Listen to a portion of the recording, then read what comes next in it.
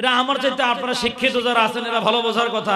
মনে করেন আমাদের দেশের কথাই বলেন, বিচারের কাঠ ঘোড়ায় একজন মুসলমান আর একজন অন্য ধর্মের লোক বিচারের কাঠ ঘোড়ায় দাঁড়ায় গেছে। যে লোকটা মুসলমান ওই লোকটা দাড়িওয়ালা, টুপিওয়ালা, জুব্বাওয়ালা, আর যে লোকটা বিবাদী ওই লোকটা হিন্দু, বৌদ্ধ, খ্রিস্টান, অন্য ধর্মের। বুঝে থাকলে বলেন তো বিচারটা কার পক্ষে হবে? হ্যাঁ, কেন কেন মানে ন্যায় বিচার আশা করা যায় না, কারণ ন্যায় বিচারের জন্য আলাদা একটা যোগ্যতার প্রয়োজন। যখন একজন বিচারকের ভিতরে আল্লাহ এবং তার রাসূলের ভয় না থাকে, আখিরাতের ভয় যখন না থাকে, টাকায় বিক্রি হওয়ার পরে দাড়িওয়ালা টুপিওয়ালাদের দেখার পরেই তখন বলবে বিচার লাগবে না, কিসের আবার সাক্ষী, 5 বছর খাই চালাও। ওদের টার্গেট হলো আল্লাহর জমিনে যাতে কোরআন তেলাওয়াত হতে না পারে, আল্লাহর জমিনে কোরআনের আওয়াজ যাতে চলতে না পারে, ওদেরকে শোনায় দেন। এমন হিকমত, এমন কৌশল আবু জাহেল অবলম্বন করেছে, ফিরাউন করেছে, হামান করেছে, নমরুদ করেছে। ওরা পারে নাই। আল্লাহর জমিনে ওলামায়ে কেরামকে ফাঁসির মঞ্চে ঝুলানো হবে যত, আল্লাহর জমিনে কোরআনের আওয়াজ বুলন্দ হবে তত। এই আওয়াজ বন্ধ করা সম্ভব হবে না, আওয়াজ বন্ধ করা সম্ভব হবে না। সম্মানিত হাজিরিন, ওরা ভাবতেছে কয়েকটারে মাইরা, কয়েকটারে ফাঁসি দিয়া, কয়েকটারে মিথ্যে মামলা দিয়ে আটকে রাখলেই বুঝি কোরআনের আওয়াজ বন্ধ হবে। মনে করবেন বন্ধ হবে না, আলেমদেরকে গ্রেফতার করা হবে যত, আল্লাহর জমিনে কোরআনের আওয়াজ বুলন্দ হবে তত। এরকম হচ্ছে কেন? ইনসাফ বহির্ভূত বিচার। বলেন এজন্য রব্বে কারীমের নির্দেশ, ইন্নাল্লাহা ইয়া'মুরু বিল আদলি ওয়াল ইহসান। আল্লাহ তাআলা তোমাদেরকে নির্দেশ করলেন তোমরা ন্যায় বিচার করো আর ইহসান করো। যে আয়াত বাবা তেলাওয়াত করেছি, এই আয়াতে কারিমা আমরা যারা নামাজ পড়ি না তাদেরও মুখস্থ আছে না নাই? প্রত্যেক জুমায় ইমাম সাহেব পড়ে, কি পড়ে? ইন্নাল্লাহা ইয়া'মুরু বিল আদলি ওয়াল ইহসান ওয়া ইতাইযিল কুরবা ওয়া ইয়ানহা আনিল ফাহশাই ওয়াল মুনকারি ওয়াল বাগি ইয়াইযুকুম লাআল্লাকুম তাযাক্কারুন ফাযকুরুনি আযকুরুকুম ওয়াশকুরুলি। এই সবার মুখস্থ। অনেকে মনে করে এটা ঘুম ভাঙার দোয়া। হ্যাঁ, যে সানি খুতবার ভিতরে ইমামে যখন এই আয়াত পড়ে, ওই যে জিমাইতেছে, একটা আরেকটা ধাক্কা দেয়, হুজুরে পড়ছে, কি পড়ছে? ঘুম ভাঙার দোয়া কইয়া লাইছে। এখন কি হইব? নামাজ হইব। আসলে এটা ঘুম ভাঙার দোয়া না। মুসলমান খুব গভীর মনোযোগ। থানবী রাহমাতুল্লাহি আলাইহি বলেন, খুতবাতুল আহকামের ভিতরে প্রতি জুমার ভিতরে আয়াতে কারিমার তেলাওয়াত কেন বান্দাদেরকে শোনায় দেওয়া হয়? হে পৃথিবীর মানুষরা শোনো, যদি দুনিয়ার কোন মানুষ আল্লাহ রাব্বুল আলামিনের এই আয়াতে কারিমার উপর কোন বান্দা যদি দিল ভরে, মন ভরে, প্রাণ ভরে আমল করে, আর এই আয়াতে কারিমার বিধান তার ব্যক্তিগত জীবনে, রাজনৈতিক জীবনে যদি ফিট করে মারা যাইতে পারে, ওই মালিকের উপর ওয়াজিব হয়ে যায় আল্লাহর এই বান্দাকে জান্নাত দিয়ে দেওয়া। আর একটা রাওয়ায়াত এমন আসছে, এই পৃথিবীর জমিনে বিশ্ব নবী সাল্লাল্লাহু আলাইহি ওয়াসাল্লামের চেহারার দিকে তাকায়া অনেক রাওয়ায়াত এমন আসছে, আল্লাহ নবীর তেলাওয়াত শুনে অনেক কাফেররা মুসলমান হয়ে যাইতেন। নবীর চেহারা দেখে মুসলমান হয়, নবীর তেলাওয়াত শুনে মুসলমান হয়ে যায়। এই যখন অবস্থা সিরাতের কিতাবের ভিতরে পাওয়া যায় যে আয়াতে কারিমার তেলাওয়াত শুনে সবচাইতে বেশি কাফের মুসলমান হলো, ওই আয়াতে কারিমা আমি আপনাদের মাঝে তেলাওয়াত করেছি। ইন্নাল্লাহা ইয়া'মুরু বিল আদলি ওয়াল ইহসান। এই আয়াতের তেলাওয়াত শুনে সবচাইতে বেশি কাফের মুসলমান হয়েছে। সুবহানাল্লাহ বলেন, সুবহানাল্লাহ। অনেক কাফের একবার তেলাওয়াত শুনে মুসলমান হইছে। আর আমরা মুসলমানেরা প্রতি জুমার দিনে আয়াতে কারিমা শুনি। এই আয়াতটা শোনার আগেও বিড়ি খাইতাম, পরেও বিড়ি খাই, আগেও সুদ খাইতাম। জুমার নামাজে আয়াতে কারিমা শোনার পরেও সুদ খাই, আগেও বেপরদায় চলতাম। এই আয়াত শোনার পরেও বেপরদায় চলি। আগেও ওজনে কম দিতাম, খাদ্যে ভেজাল দিতাম, মিথ্যে কথা বলতাম। আর এই আয়াতে কারিমা শোনার পরে এখনো ওজনে কম দিয়ে খাদ্যে ভেজাল দিয়ে আছে না নাই? মানে কি? এর অর্থ হলো এই আয়াতটা যেইভাবে বোঝা দরকার ছিল আমরা আসলে ওইভাবে মেহনত করে আয়াতটা বুঝি নাই, যার কারণে আয়াত শুনতেছি মাগার চরিত্রের পরিবর্তন নাই। অথচ সবচেয়ে বড় একজন কাফের ছিল আকসাম ইবনে সাইফি। এই লোকটা ছিল আবু জাহেলের বুদ্ধিজীবী। বুদ্ধিজীবী বুঝেন কারে কয়? না, যে বুদ্ধি বেচা খায়, কর্মজীবী যে কর্ম কইরা খায়, চাকরিজীবী যে চাকরি কইরা খায়। যদি এটা বুঝে থাকেন তাহলে বুদ্ধিজীবী কি বেচা খায়? হ্যাঁ খালি বুদ্ধি পয়সা খায়, একবার বুদ্ধি দেয়। আপনারা এক জাতের বুদ্ধি দিবে, হ্যাঁ টাকা পায়, আরেকজন আরেক জাতের বুদ্ধি দিবে, আবার হ্যাঁ টাকা বাড়ায় দিলে হ্যাঁ আবার বুদ্ধি দিবে। এর নাম কি জীবী? দেখবেন নামগুলা মুসলমানের, আর এদের কার্যকলাপ সব হলো ইহুদি আর খ্রিস্টানদের। ওরা নাকি বুদ্ধিজীবী, বুঝি না কেমন দাবি, ওরা নাকি বুদ্ধিজীবী, বুঝি না কেমন দাবি, নামগুলা মুসলমানের, বাকি সব খ্রিস্টানের। নামাজ নাই, রোজা নাই, কোরআন তেলাওয়াত নাই, রবীন্দ্র সঙ্গীত ওদের ইবাদতের স্বাদ মিটায়। বুদ্ধি থাকলে কি আর কোরআনের সতর হয়, বুদ্ধি থাকলে কি আর আলেমের সতর হয়। এরা কি জীবী? একজন বুদ্ধিজীবীর নাম আকসাম ইবনে সাইফি। আবু জাহেল বলেন, হে আকসাম ইবনে সাইফি, মুহাম্মাদের তেলাওয়াত কি পড়ে মানুষরা মুসলমান হয়ে যায়? তুমি মুহাম্মাদের কাছে যাও, মুহাম্মাদের তেলাওয়াতগুলো শোনো, তদন্ত করে রিপোর্টটা আমার কাছে জমা দিয়ে দাও। তোমার সাথে আরো দুইজন কাফেরকে দিয়ে দেওয়া হলো, বন্ধু হিসেবে তাদেরকেও নিয়ে যাও। আবু জাহেল তিনজন মানুষকে আল্লাহর নবীর কাছে পাঠিয়ে দিলেন, যাও মুহাম্মাদের তিনটা প্রশ্ন করবা। এক নাম্বার প্রশ্ন, আপনি কে? দুই নাম্বার প্রশ্ন, আপনি যে দাওয়াত দেন এর উদ্দেশ্যটা কি? আর তিন নাম্বার হলো এর বিনিময় হিসাবে আপনি কি চান?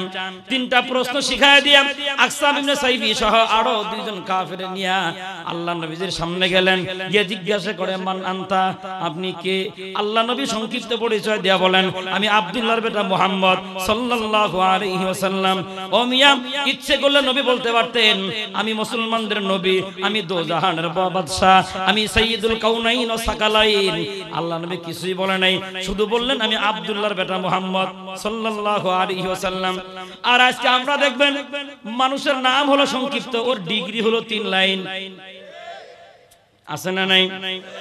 মনে রাখবেন, যত বড় বন্ড তার ডিগ্রি তত বেশি। আমাদের দেশেও নাই? দেখবেন লোকাল বাসে যাইবেন, অনেক পেপার পত্রিকার মধ্যে দেখবেন লেখা আছে ওর ডিগ্রি পড়তে পড়তে গাড়ি, লোকাল গাড়ি ছেড়ে দেয়, বেটার নাম খুঁজে পাওয়া যায় না।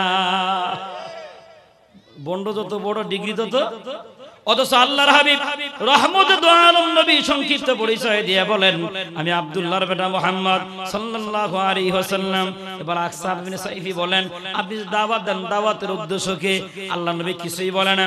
এবার আকসাম ইবনে সাইফি নিজের পক্ষ থেকে প্রস্তাবনা দিয়া বলে, এই যে আপনি দাওয়াত দেন এর উদ্দেশ্য যদি টাকা কামাই করা হয়, লাগবে না আর দাওয়াত দেওয়া, আমরা টাকা পয়সা দিয়া আপনাকে এই দেশের ধনীদের ভিতরে অন্যতম একজন ধনী বানায় দেই। আর যদি আপনার এই দাওয়াতের উদ্দেশ্য ক্ষমতা পাওয়া হয়, একজন নেতা হয়ে যাবেন, তাহলে আবু জাহেল বড় নেতা, আবু জাহেলকে বলে এই দেশের ভিতরে অ্যালার্ট পার্সন ব্যক্তিদের ভিতরে আপনার নামটাও আমরা লিখে দেই। এরপরে বলতেছে, দেখেন আপনি যে দাওয়াত দেন, নাউজুবিল্লাহ, এই দাওয়াতের উদ্দেশ্য যদি হয় সুন্দর রমণী বিবাহ করা, তাহলে আরবের সবচেয়ে সুন্দর রমণী দিয়া আমরা আপনার বিবাহের ফয়সালা করে দেই। নাউজুবিল্লাহ বলেন। একজন কবি বলেন, তখন যেন নবী বলতে চেয়েছিলেন, मैं सूरत यूसुफ का नहीं चाहने वाला, मैं सूरत यूसुफ का नहीं चाहने वाला, इसके मानंद नहीं आशिक लैला, मैं आशिक मौला हो मेरा इश्क निराला, ए जुमला जहां जिनकी तजल्ली से उजाला। আল্লাহর হাবিব যেন বুঝাইলেন, টাকা লাগবে না, পয়সা লাগবে না, তোমাদের যে প্রস্তাবনা কোনো কিছুই লাগবে না। এবার আকসামে সাইফি বলে, কিছুই বলেন না, তাহলে আপনি কেন, কি মিশন নিয়ে দুনিয়া আসলেন জানতে চাই। আল্লাহর হাবিব সরওয়ারে দু আলম নবী এই প্রশ্ন শোনার পরে সোজা আকাশের দিকে তাকায় আছেন। সিরাতের কিতাবের ভিতরে পাওয়া যায় আল্লাহর হাবিবের চোখের কোণায় পানি জমে গেছে। বাজান বুঝে থাকলে বলবেন, নবী কেন তাকাইছেন, আল্লাহ নবী কি চায়, দুনিয়ার কেউ না জানলেও কে জানেন? বুঝছেন কিছু? আল্লাহ রাব্বুল আলামিন জিবরাইলকে ডাক দেয়া বলে, তাকায় দেখ, এ জিবরাইল, কোন নবী আকাশের দিকে তাকায় আছে? এ জিবরাইল শুনে রাখ, এই বন্ধু যখন তার মায়ের পেটের ভিতরে ছিল, তখন আমি আল্লাহ আমার বন্ধুর ভালোবাসার প্রতি কমতি ছিল না। সুবহানাল্লাহ। বুঝবেন কেমনে বাজান? সিরাতের কিতাব থেকে আমি আপনাকে শোনাচ্ছি। সিরাতের কিতাবের ভিতরে গ্রহণযোগ্য একটা কিতাব আছে বাবা, মাওয়াহিদুল লুদুনিয়া কিতাবের নাম। 2 নাম্বার খণ্ডের ভিতরে মা আমেনা থেকে একটা রাওয়ায়াত এমন আসছে, নবীজির মা আমেনা রাদিয়াল্লাহু তাআলা আনহা বলেন, হে দুনিয়ার মানুষেরা শোনো, মুহাম্মদ যখন আমার পেটের ভিতরে আসলো, আমার বিরুদ্ধে আমার শ্বশুরের কাছে মক্কার মানুষেরা বিচার দায়ের করে দিলেন। গিয়ে ডাক দিয়া বলেন, ও আব্দুল্লাহর বাবা, আপনি এই অ্যালার্ট পার্সেন্ট ব্যক্তিদের ভিতরে অন্যতম একজন, আর আপনার পুত্রবধূ গায়ের ভিতরে সুগন্ধি লাগায়, অথচ আপনি আইন করে দিলেন মক্কার জমিনে স্বামী মারা যাওয়ার পরে গায়ের ভিতরে সুগন্ধি ব্যবহার করা নিষেধ, অথচ আপনার পুত্রবধূ গায়ের ভিতরে সুগন্ধি লাগায়। নবীজির দাদা খাজা আব্দুল মুত্তালিব নিজের পুত্রবধূকে ডাক দিয়ে বলে, বৌমা আমাকে বড় লজ্জায় ফেলায় দিলা, মানুষেরা তোমার বিরুদ্ধে আমার কাছে নালিশ দায়ের করলো, তুমি কেন গায়ের ভিতরে সুগন্ধি লাগাও?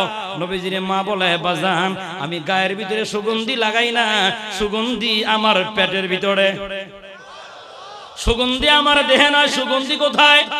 সুগন্ধি আমার পেটের ভিতরে। আব্বাজান ভালো করে শুনে রাখেন, আমার পেটে এই সন্তান যেই দিন থেকে চলে আসছে ওই দিন থেকে শুরু করে আমার জবান থেকে যখন থুতু মোবারক বের হয় আমি জমিনের ভিতরে থুতু ফেলে দেই, ওই থুতু না শুকানো পর্যন্ত আমার থুতু দিয়া মেশকের সুঘ্রাণ বের হইতে থাকে। আল্লাহ রাব্বুল আলামিন বলে, জিবরাইল তাকায় দেখ, নবী তার মায়ের পেটের ভিতরে, আমি আল্লাহ রাব্বুল আলামিন ওই নবীর মহব্বত আর ভালোবাসার বদৌলতে বন্ধুর মায়ের মুখের থুতুকে বেশ কাম্বরে গ্রান বানায় দিলাম। আর আজকে আমার বন্ধু নবুয়ত পাওয়ার পরে বন্ধুর মনের ভিতরে বড় বেদনা, দুনিয়ার কেউ না জানলেও জানি আমি আল্লাহ। মা আমেনা থেকে আরো একটা রিওয়ায়াত এমন আসছে, মা আমেনা রাদিয়াল্লাহু তাআলা আনহা বলেন, শিশু মুহাম্মদ যখন আমার পেটের ভিতরে চলে আসছে, আমি মা আমেনা প্রতিদিন বালতি হাতে করে যখন কুয়ার কাছে পানি আনতে যাইতাম, মা আমেনা রাদিয়াল্লাহু তাআলা আনহা বলেন, আমি কুয়ার শিওরের ভিতরে দাঁড়াম, হাত থেকে বালতি নিয়ে যখন কুয়ার ভিতরে ছেড়ে দিতাম, বালতি পড়ার পরে ওই কুয়ার ভিতরে ঢেউ হইতো, ওই কুয়ার পানি যেন আমাকে ডাকতেছে আর বলতেছে, আরে আমেনা বড় লজ্জায় ফেলায় দিলা, আমেনা হয়তোবা তুমি জানো না রহমতে দো আলম নবী তোমার পেটের ভিতরে, সাইয়্যিদুল কাউনাইন নবী তোমার পেটের ভিতরে, রহমতে দো জাহান নবী তোমার পেটের ভিতরে। ওগো আমেনা শুনে রাখো, ওই নবীকে পেটে নিয়া আর একবারও কুয়ার কাছে আসার কোনো প্রয়োজন হবে না, বাড়ি থেকে ইশারা দিলে ওই নবীর বদৌলতে পানি তোমার বাড়ি চলে যাবে। আল্লাহ রাব্বুল আলামিন বলেন, ওই নবী তার মায়ের পেটে থাকার বদৌলতে মায়ের যেন কষ্ট না হয়, আমি আল্লাহ কুয়ার পানি উপরে উঠে দিলাম, ওই নবী এখন আকাশের দিকে তাকায় থাকবে, হবে না। এই জিবরাইল তাড়াতাড়ি যা, আমার বন্ধুর মনের তামান্না কবুল করে নিয়া মুহূর্তের ভিতরে আয়াতে কারিমা নাজিল করে দিলাম, আমি আল্লাহ। নাজিল হয়ে গেল আমার তেলাওয়াতকৃত আয়াত। আল্লাহ রাব্বুল আলামিন বলেন, ইন্নাল্লাহা ইয়া'মুরু বিল আদলি ওয়াল ইহসান, নিশ্চয় আল্লাহ তাআলা তোমাদেরকে ন্যায় বিচারের প্রতি নির্দেশ করেন। আল্লাহ রাব্বুল আলামিন বলেন, ওয়া ইয়ানহা আনিল ফাহশাই ওয়াল মুনকারি ওয়াল বাগি ইয়াইযুকুম লাআল্লাকুম তাযাক্কারুন। নবীর তেলাওয়াত শেষ। আকসাম ইবনে সাইফি বলেন, কি পড়লেন? আবার পড়েন। সুবহানাল্লাহ। হেদায়েতের মালিক আল্লাহ রাব্বুল আলামিন বলেন, ইন্নাকা লান তাহদি মান আহবাবতা ওয়ালাকিন্নাল্লাহা ইয়াহদি মান ইয়াশা। ওগো নবীজি, আপনি যারা মহব্বত করেন চাইলে তারা হেদায়েত দিতে পারবেন না, হেদায়েতের খাজানা আমি আল্লাহর হাতে, আমি আল্লাহ যারা চাই তারা হেদায়েত দিতে পারি। সুবহানাল্লাহ।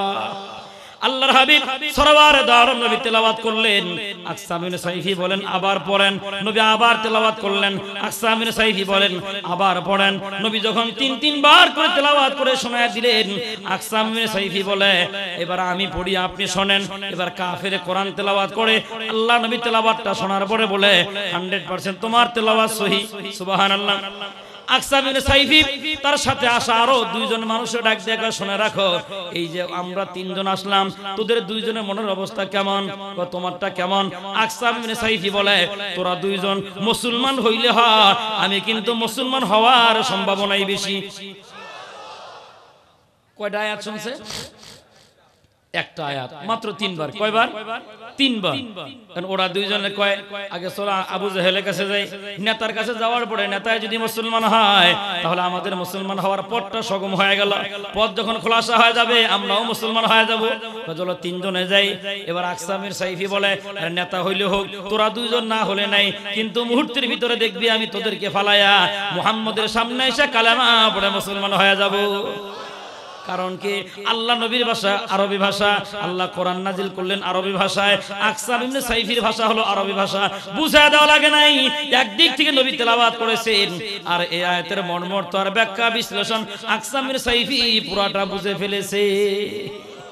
এই তিন পণ্ডিতে আবু জাহেলের কাছে যাইতেছে, আবু জাহেল বক্তব্য দিচ্ছে, তখন এদেরকে দেখছে, কয় শোনো আমি বক্তব্য বন্ধ করলাম, একটা তথ্য তোমাদেরকে দিই। বলেন কিসের তথ্য? কয় আকসাম ইবনে সাইফি কোথায়? ওই যে আসতেছে। কয় না, এটা আকসাম ইবনে সাইফি না। সবাই বলে না আপনি হয়তো ভুল দেখতেছেন, এটাই আকসাম ইবনে সাইফি। আবু জাহেল কয় আমি ওইটা বলি নাই, যে আকসাম ইবনে সাইফিকে মুহাম্মদের কাছে পাঠাইছিলাম ওইটা আসে না, এটা পরিবর্তন হয়ে গেছে। সুবহানাল্লাহ আওয়াজ লাগবো। চিন্তা করেন কোরআন তেলাওয়াত কি জিনিস, শুনলেই পরিবর্তন, শুনলেই কি, শুনলেই পরিবর্তন। এই জন্য অনেকে কোরআন তেলাওয়াত সহ্য করতে পারে না। চিন্তা করে আমাদের জিয়ানো মাছ যদি আরাকবাড়ার পুকুরে যায়, এই জন্য কোরআন তেলাওয়াত করে যারা বাড়ির ভাত খাইতে পারে না, তারা জেলখানায় গিয়ে খাইতে হয় তাদের। বাজান খুব গভীর মনোযোগ। আবু জাহেল কয় অপেক্ষা করো। আকসাম ইবনে সাইফি সহ তারা তিনজন উপস্থিত হয়ে গেলেন। আবু জাহেল ডাক দিয়ে কয় এ আকসাম ইবনে সাইফি, তদন্ত রিপোর্ট কি? কয় তদন্ত কোনো রিপোর্ট নাই। মুহাম্মদকে প্রশ্ন করার পরে যা তেলাওয়াত করেছে আমি পড়ি, আপনি ভালো করে শুনেন। কয় পড়ো। এবার আকসাম ইবনে সাইফি কোরআন তেলাওয়াত করে আর কয় ইন্নাল্লাহা ইয়া'মুরু বিল আদলি ওয়াল ইহসান ওয়া ইতাইযিল কুরবা ওয়া ইয়ানহা আনিল ফাহশাই ওয়াল মুনকারি ওয়াল বাগি ইয়াইযুকুম লাআল্লাকুম তাযাক্কারুন। আবু জাহেল কয় থামো, এটা কি মুহাম্মদ তেলাওয়াত করছে? হ্যাঁ এটা মুহাম্মদ তেলাওয়াত করেছে। আবু জাহেল ডাক দিয়ে কয় শোনো, এই আয়াত মানবে যারা শান্তি পাবে তারা। কে কয়? কারণ কি আবু জাহেলের ভাষাও কি আরবি ভাষা বুঝা ফেলাইছে। এবার আবু জাহেলে কয় হে আকসাম ইবনে সাইফি শোনো, এই আয়াত যদি পৃথিবীর কোন বাবা মানে, ওই বাবা ওই সমাজের ভিতরে শ্রেষ্ঠ বাবা প্রমাণিত হবে। কোন মা যদি মেনে নেয়, ওই মা হবে পৃথিবীর শ্রেষ্ঠতম মা। কোন সন্তান যদি এই আয়াতের উপর আমল করে, ওই সন্তান হবে পৃথিবীর শ্রেষ্ঠ সন্তান। দুনিয়ার কোন শাসক গোষ্ঠী যদি এই আয়াতে কারিমার বিধান মাইনা নেয়, ওই শাসক হবে শ্রেষ্ঠ শাসক। দুনিয়ার কোন রাজনীতিবিদ যদি এই আয়াতে কারিমা মেনে নেয়, সে হবে আদর্শ রাজনীতিবিদ। এবার আকসাম ইবনে সাইফি কয় এইটা মনে হয় আপনি মুসলমান হওয়ার জন্য কইতেছেন, আপনিও মাইনা নেন, তাহলে আপনার জন্য তো ভালো। আবু জাহেল কয় শোন, আমি মুসলমান হইলে তো আমার চেয়ার থাকে না। কি কয়? বুঝি সব, এটা মানলে আমার নেতৃত্ব ঠিক হবে, মানুষ আমাকে আরো মহব্বত করবে। মাগার এটা মানলে আমার কি থাকে না? কথা বলেন কি থাকে না? আবু জাহেল কয় চেয়ার বাঁচাইতে গিয়ে যদি জাহান্নামী হওয়া লাগে, জাহান্নামে যাব, তবু চেয়ার।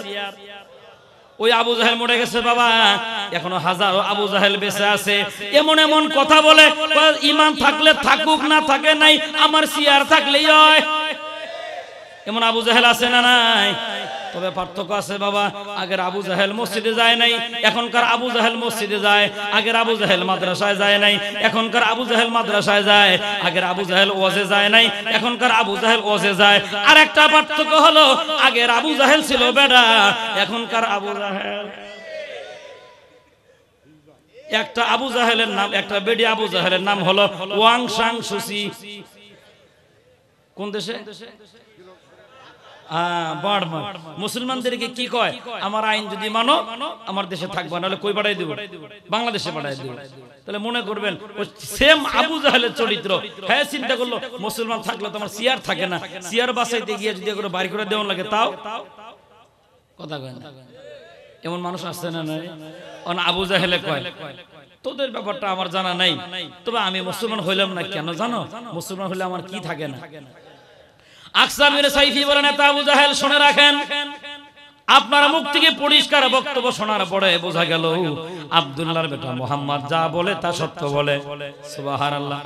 আকসাম ইবনে সাইফি বলেন লাগবে না আপনার ধর্মে থাকা, টাকা পয়সা কিচ্ছু লাগবে না। যে আয়াতে কারিমার তেলাওয়াত শুনেছি, মুহূর্তের ভিতরে আমি আব্দুল্লাহর বেটা মুহাম্মদের কাছে গেলাম। আকসাম ইবনে সাইফি বলেন আমি দৌড়াইয়া মুহাম্মদের কাছে গিয়া মুহূর্তের ভিতরে কালেমা পড়ে মুসলমান হয়ে গেছি। কয়টা আয়াত শুনছে? মাত্র 3 বার। কয়বার? এজন্য বলছিলাম বাবা, এত গুরুত্বপূর্ণ একটা আয়াত কাফেররা তেলাওয়াত শুনে মুসলমান হয়ে যায়, অথচ ওই আয়াতের তেলাওয়াত শোনার পরও আমাদের চরিত্রে কোনো পরিবর্তন হয় না। কারণ কি? আয়াতের তরজমাও বুঝি না, ব্যাখ্যাও বুঝি না। এজন্য সংক্ষিপ্ত পরিসরে হলো ওই আয়াতে কারিমার ব্যাখ্যা বিশ্লেষণ হবে ইনশাআল্লাহ। এবার আয়াতের তরজমার দিকে আবারও নিয়ে যাই। আল্লাহ রাব্বুল আলামিন বলেন ইন্নাল্লাহা ইয়া'মুরু বিল আদল, নিশ্চয় আল্লাহ তাআলা তোমাদেরকে ন্যায় বিচারের প্রতি নির্দেশ করলেন। কি বিচার? ন্যায় বিচার এই আয়াতটা নাজিল হলো আল্লাহর নবীর উপরে আয়াতে কারিমা নাজিল হওয়ার পরে এই পৃথিবীতে সর্বপ্রথম ইনসাফের বিচার আল্লাহর নবী করে দেখাইছেন সুবহানাল্লাহ কেমনে আল্লাহর নবীর জীবদ্দশায় বনি মাখজুম গোত্রের এক লোক বেডি চুরি করে ধরা পড়ছে কি কইটা চোরের সাজা এটা আমরা জানি মাগার নেতারা কেন জানেন যদি সারা পৃথিবীর নেতারা জানতো যে চোরের সাজা হাত কাটা আর এটা যদি রাষ্ট্রীয়ভাবে কার্যকর হইতো তাহলে এক নেতা একবার নির্বাচিত হওয়ার পর আর সুযোগ কারণ ওই যে চুরি করতো হাত কাটে দিত পরের বার চাদর গাইতেও যদি আইতো আরে ভোট চাও পড়ে আগে হাত দেখে বুঝেন নাই মানে হাত কাটা মানে কি তুমি 1 নাম্বার না 2 নাম্বার 2 নাম্বার এই জন্য একবার ধরা খাইলে এইবার আর নির্বাচিত হওয়ার সুযোগ পাইতো না যার কারণে আগেও চুরি করতো এখনো চুরি করে 3 বার 4 বার হইতে আসার চুরিও এটা আপনারা জানেন কি আমি খুব ভালো জানি আমার চাচা 3 বারের এমপি যেভাবেই হোক হইতাছে কয়বারে এবার হইছে না এবার কাম হয় না হ্যাঁ ভালো করে বুঝছেন তাহলে চোরের সাজা কথা কয় হাত কাটা মানে বনি মাখজুম গোত্রের মুসলমান এই বেডি চুরি করে ধরা পড়ছে সাহাবাগণ চিন্তা করলেন মুসলমান আবার নাম ফাতেমা নাম কি নবীজির একটা মেয়ের নামও ফাতেমা এখন যদি চোরের সাজা হিসাবে এই বেডির হাত কাটা হয় মানুষরা জানবে ফাতেমার হাত কাটছে অনেকে না জানেই বলে ফেলাবে মুহাম্মদের মেয়ে ফাতেমার হাত কাটা হয়ে গেছে এজন্য এরা পরামর্শ করলেন যেহেতু আমাদের নবীর মেয়ের নামের নাম আর মুসলমান মানে আমাদের দলের তাহলে একটু বুলায়া বালায়া হালকার উপরে জাপসা কিছু দিয়া ফিটনা ফুটনা দিয়ে ছেড়ে দেন যায় কিনা এটা কেউ রাজনৈতিক সেন্সে নিয়েন না বোঝার জন্য বলতেছি যখন যে দল ক্ষমতায় থাকে ওই দলের কেউ যদি আকাম করে ধরা খায় 100% বিচার হয় বুঝেন নাই মনে করেন পুলিশে ধরে নিয়ে গেছে এখন নেতায় ফোন করছে কয় কারে ধরছস আপনার দলের লোক ছেড়ে দেখে স্যার 1 নাম্বার মার্ডার কেসের আসামি তাহলে ধরা যখন খাইছে চার্জশিট দেওয়ার সময় ধারাটা নরমাল দিস 3 মাস পরে জানা যাবি না কারণ নিজের দলের সাহাবাগণ চিন্তা করলেন হয়তো আমাদের দলের মানে মুসলমান এখন আমরাও চাই যদি হাতটা কাটে তাহলে আমাদেরও তো ইজ্জত গেল হাতটা না কাইটা ওই যে ধারা হালকার উপর জাফসা ফিটনা ফুটনা দিয়ে ছেড়ে দেওয়া যায় কিনা এইভাবে পরামর্শ করলেন কিন্তু এই পরামর্শটা আল্লাহর নবীর কাছে কে নিয়ে যাবে মুসলমান খুব গভীর মনোযোগ সাহাবাগণ সিদ্ধান্ত দিলেন নবীজির একজন পালক পুত্র আছেন যায়েদ বিন হারেসার একটা ছোট্ট সন্তান আছে তার সাথে নবীজির বড় ভালো সম্পর্ক ওর মাধ্যমে প্রস্তাবটা দিয়ে দাও যায়েদ বিন হারেসার ছেলেকে প্রস্তাবনা দেওয়া হলো যোহরের নামাজের পরে তোমার দাদা যখন কাইলুলার জন্য শুয়ে যাবে এই প্রস্তাবটা তুমি তোমার দাদার কাছে দিও আল্লাহর হাবিব সাল্লাল্লাহু আলাইহি নবী যোহরের সালাত আদায় করার পরে কাইলুলা করতেছেন আরাম ফরমাচ্ছেন ওই যে নাতি গিয়ে বুকের উপরে বসে গেছে আর কয় দাদা একজন মেয়ের নাম ফাতেমা চুরি করে ধরা পড়ছে আল্লাহ নবী বলে এখন হাত কাটা হবে এই জন্যই তো হাতটা যাতে না কাটা হয় কেন নাম ফাতেমা তাতে কি হয়েছে সাহাবাজ মানদের মনের একটা আবেগ হইল ফিটনা ফুটনা দিয়ে যাতে ছেড়ে দেওয়া হয় যাতে হাতটা না কাটা হয় এই প্রস্তাবটা আমার মাধ্যমে আপনার কাছে দিতে বলছি আল্লাহর হাবিব সাল্লাল্লাহু আলাইহি নবী শোয়া থেকে দাঁড়ায় গেলেন আর সাহাবাগণদেরকে বললেন কে কোথায় আছো জলদি করে আমার হুজরাখানার চতুর্দিকে দাঁড়ায় যাও সাহাবাগণ বলেন আমরা দৌড়ায়া হুজরাখানার চতুর্দিকে দাঁড়ায় গেলাম আমরা তাকায় দেখি নবীজির চেহারা পুরো ঘরমুক্ত হয়ে গেছে লাল বর্ণ হয়ে গেছে রাগের কারণে আল্লাহ নবী বলেন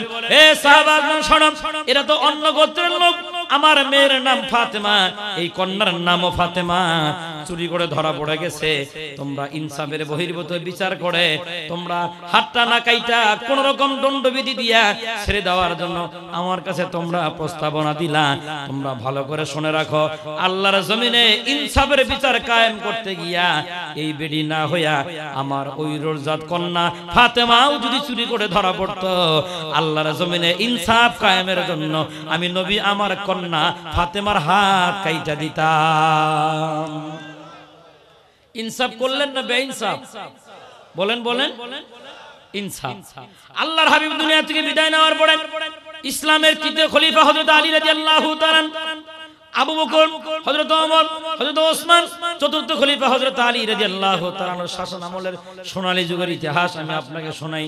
হযরত আলী বলেন, আমার যুদ্ধ বর্ম হঠাৎ করে এক সময় হারিয়ে গেল।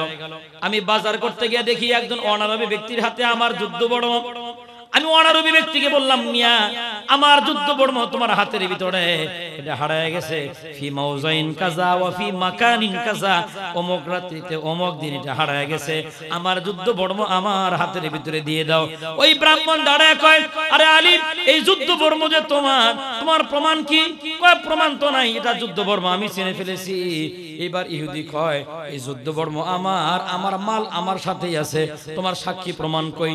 এবার ইহুদি দাঁড়ায় কয়, আরে আলী শুনে রাখো, এই যুদ্ধ বর্ম তোমার, আমি বলি আমার, তাহলে ঝগড়া বাজারের ভিতরে করা যাবে না। যেহেতু তুমি মুসলমানদের শাসক, যুদ্ধ করার কোনো দরকার নাই, মারামারি করার কোনো দরকার নাই।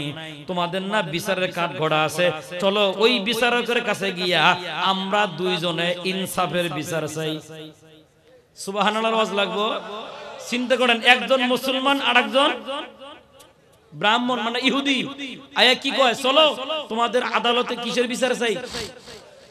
তাহলে ওই ইহুদি খ্রিস্টানেরও মুসলমানদের উপর ভরসা ছিল যে মুসলমান বিচার করলে বেইনসাফের বিচার করে না। আর আজকে মুসলমানদের আদালতে বিনা বিচারে উলামা একরামকে ফাঁসির মঞ্চে ঝুলিয়ে দেওয়া হয়। কিসের কারণে?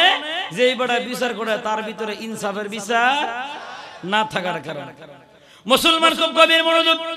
ব্রাহ্মণ দ্বারা বলে, আলী শোনো, চলো তোমাদের প্রধান বিচারপতির নাম হলো সুরাইহা, আমিও কাঠ গড়ায় দাঁড়াবো, তুমিও ইজলাসের ভিতরে কাঠ গড়ায় দাঁড়ায় যাবা, আমরা দুইজন ইনসাফের বিচার চাবো। আর তোমাদের প্রধান বিচারপতি যদি ইনসাফের বিচার করে দেয় তাহলে আমারও সমস্যা নাই, তোমারও কোনো সমস্যা নাই। আমার যুদ্ধ বর্ম ইনসাফের বিচারে যদি আমি পাই, আমি যুদ্ধ বর্ম নিয়ে বাড়ি যাব। আর ইনসাফের বিচারে যদি যুদ্ধ বর্ম তোমার প্রমাণিত হয়, যুদ্ধ বর্ম তোমাকে দিয়া খালি হাতে আমি বাড়ি ফেরত যাব। দুজন চলে গেলেন বিচারকের কাছে। বিচারকের নাম সুরাইহা, যেই বিচারককে হযরত আলী রাদিয়াল্লাহু তাআলা নিজে যারা চাকরি দিবেন। এটা বাকি আলোচনা শোনার আগে আমার কথা বুঝে থাকলে বাজান জবাব দিবেন। আপনি যদি আমাকে প্রধান বিচারপতি বানায় দেন আর আমার আদালতে আপনি যদি আসামি হন, আপনার কি কোনো সমস্যা হবে? 1 কোটি মানুষ মারলো, কোনো ফাঁসি? কারণ আমি আপনার চাকরি করি, আপনি যা কইবেন আমিও তাই করব। যখন কুলাইতে না পারবো দেশ তুইয়া কথা কয় না। आकिल के लिए या हरफ का इशारा, नादा के लिए ना दफ्तर ना रिसाला।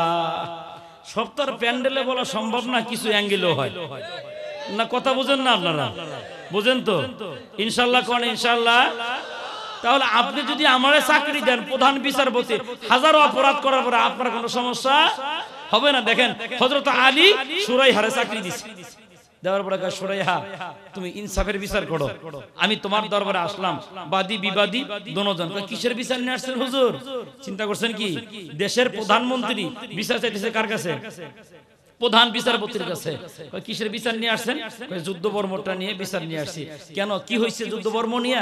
এটা আমার হারিয়ে গেছে, ফি মাকানিন কাজা, অমুক জায়গায়, ফি মাউজাইন কাজা, অমুক জায়গায়, অমুক রাত্রিতে হারিয়ে গেছে। এখন আমার তো ভালো মনে নাই, তো যুদ্ধ বর্মটা আমার। এরপরে হযরত সুরাইহা চেহারাটা ঘুরাইয়া ওই যে ব্রাহ্মণের দিকে ফিরাইছেন, এই বেটা যুদ্ধ বর্ম হুজুর বলছে তার, তোমার বক্তব্য কি? আমার কোনো বক্তব্য নাই, যার যুদ্ধ বর্ম তার হাতেই আছে। কি বুঝতেছেন কিছু? সুরাইহা বললেন বিপাকে, এখন তো সাক্ষী খোঁজা লাগে। সুরাইহা বলেন, ইয়া আমিরাল মুমিনিন লা শাক্কা ইনদি আন্নাকা সাদিকুন, আমার কাছে কোনো সন্দেহ নাই আপনি যে সত্যবাদী, রাসূলুল্লাহর সাহাবী, জান্নাতের সুসংবাদ প্রাপ্ত 10 জনের একজন, আপনি লোক হিসাবে ভালো, কিন্তু এত প্রমাণ দিয়া তো আর দেশ চলবে না, আর বিচার চলতে হবে ইনসাফের আইন দিয়া। এখন তো সাক্ষ্য প্রমাণ ছাড়া বিচার করতে পারতেছি না। হুজুর আপনি এই দেশের প্রধানমন্ত্রী হতে পারেন, আপনি কাজীউল কুজাত আমাকে বানাইছেন, আমি প্রধান বিচারপতি, আমি আপনার চাকরি করি বটে, কিন্তু ইনসাফের বহির্ভূত বিচার করতে পারবো না। এখন কথা হলো, এই যুদ্ধ বর্ম যদি আপনার প্রমাণ করতে হয়, 2 জন সাক্ষী লাগবে। সুবহানাল্লাহ। বেড়া কেমন দেখেন। আর আমি আপনি হলে কি করতাম? চোখে চোখে কথা হইতো, যা হয় রাত্রে হইতো। কথা কয় না? আর রাত্রে আমার যা পড়ায় দিত সকালে আমি ইসমে আজম তাই পড়তাম। জি ভাই আবারও কই, এটা কোরআনের আকর্ষণ। যতক্ষণ আলোচনা চলবে ইচ্ছে করলো বাড়ি যাওয়ার সুযোগ নেই। জি এজন্য বলছি ভাই আরেকটু বসে, পিছনে বিছানা দেওয়া আছে, একটু কষ্ট করে বসে। লম্বা চড়া কথা বলবো না, আগেই বলছি। আবার গত বছর আইতে পারি না, এবার আসি। 2 বছরও আছে, 1 বছর ইনশাল্লাহ। কোন ইনশাল্লাহ? আলোচনা চলতেছে ইনসাফ। বলেন কি চলতেছে? সর্বহালতে বলবো, ধৈর্য ধরেন। আছে তো ধৈর্য ইনশাল্লাহ। দেখেন প্রধান বিচারপতি কি চায়? সাক্ষী চায়। কয়জন? মুসলমান খুব দিলের কানে কথা বোঝার চেষ্টা করি। হযরত আলী রাদিয়াল্লাহু তাআলা বলেন, সুরাইহা শোনো, এই যুদ্ধ বর্মটা যা আমার, এই ব্যাপারে আমার 2 জন সাক্ষী আছে। এইবার সুরাইহা কয়, তাহলে বিচারটা তো হুজুরের পক্ষেই যাবে, যেহেতু সাক্ষ্য প্রমাণ আছে। বলে সাক্ষ্য প্রমাণ কারা? হযরত আলী রাদিয়াল্লাহু তাআলা বলেন, আমার 1 নাম্বার সাক্ষী হলো মাওলা ইয়াকুম্বুর, আমার আজাদকৃত গোলাম সাক্ষী, এই যুদ্ধ বর্মটা আমার। আর আমার 2 নাম্বার সাক্ষী হলো ওয়ালাদি আল হাসান, আমার ছেলে হাসান। ওরা 2 জন এসে সাক্ষী দিবে যুদ্ধ বর্মটা আমার। যেই মাত্র নিজের ছেলের নাম হাসান বলছেন, ইজলাস থেকে সুরাইহা লাফ দিয়ে দাঁড়ায় কয়, ও আমিরুল মুমিনিন শুনে রাখেন, আমি আল্লাহর নবীর কাছে বলতে শুনেছি, মুসলমানদের আদালতে বাবা যদি আসামি হয়, ছেলে যদি বাবার পক্ষে সাক্ষী দেয়, ইসলামী আদালতে সন্তানের সাক্ষ্য বাবার জন্য বৈধ হয় না। সুবহানাল্লাহ বলেন না? তাহলে আপনার 1 জন সাক্ষী আছে, আরেকজন নাই। সুরাইহা এবার সামন থেকে যুদ্ধ বর্মটা নিয়া ওই ব্রাহ্মণকে ডাক দেখো, এদিকে আসো, হুজুর সত্যবাদী, এটা আমি ভালো মনে প্রাণে জানি, তবে সাক্ষীর অভাবে বিচারটা হুজুরের পক্ষে দিতে পারলাম না, তোমার যুদ্ধ বর্ম নিয়া তুমি বাড়ি যাও। এবার ব্রাহ্মণ থমকে দাঁড়ায় গেলেন আর আশ্চর্যান্বিত হয়ে গেলেন, আরে সর্বনাশ, একজন আমিরুল মুমিনিন নিজে আসামি হইয়া বিচার চায় প্রধান বিচারপতির কাছে, আর প্রধান বিচারপতি ইচ্ছে করলে তার পক্ষে রায় দিলে আমার কোনো কিছু করার ছিল না। এরপর রায়টা তার পক্ষে না দিয়া ইনসাফের বিচার করে রায়টা আমার পক্ষে দিয়ে দিল। ধর্মটা বড় সুন্দর। এবার ইহুদি দাঁড়ায় কয়, ইয়া আমিরুল মুমিনিন, আমি আপনার সামনে দাঁড়ায় বলে ইজলাসের ভিতরে সুরাইহা বিচারপতি তুমিও শোনো, আর 1 জন সাক্ষী লাগে, তাহলে আমি 2 নাম্বার সাক্ষী। সুবহানাল্লাহ। 1 জন সাক্ষী হলো কুম্বুর, হযরত আলীর আজাদকৃত গোলাম। 2 নাম্বার সাক্ষী আমি সাক্ষ্য দিলাম যুদ্ধ বর্মটা হযরত আলীর।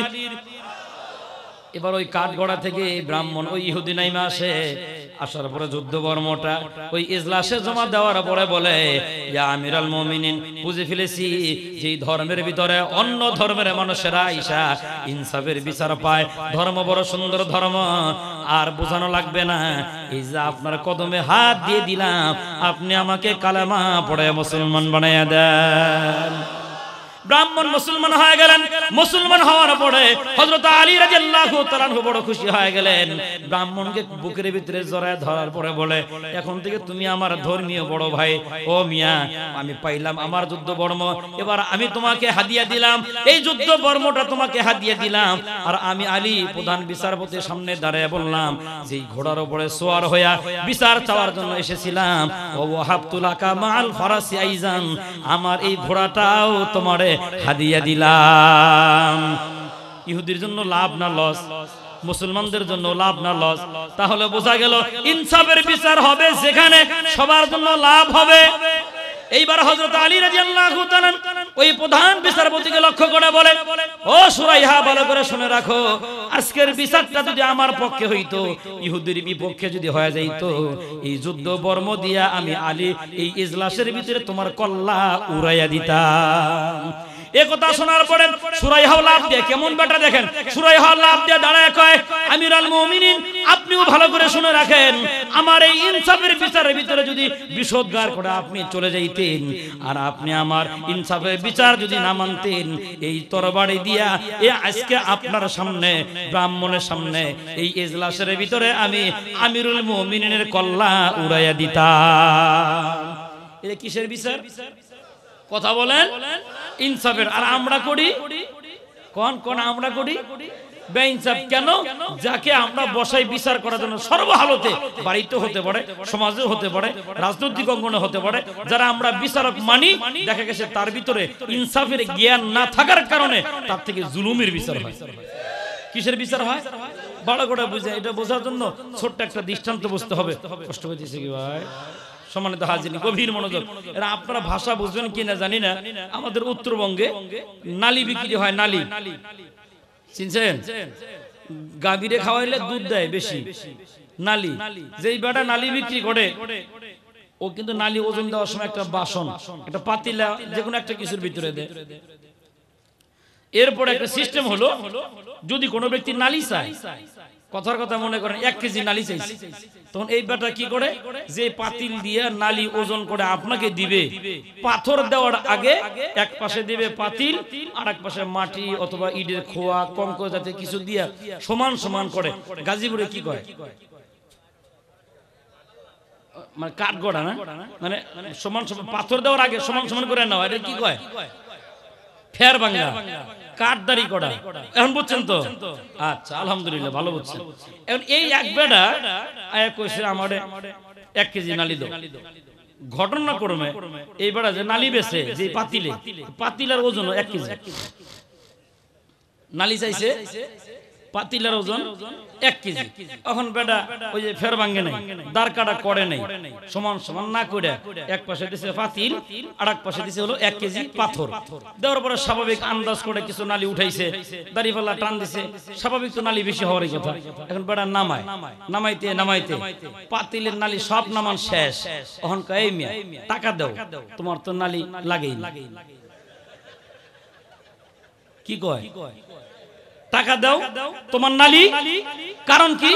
ইনসাফের বিচার ছিল, দাড়িপাল্লার ভিতরে পাথর দেওয়ার আগে দাঁড় কাটা করা হলো ইনসাফ।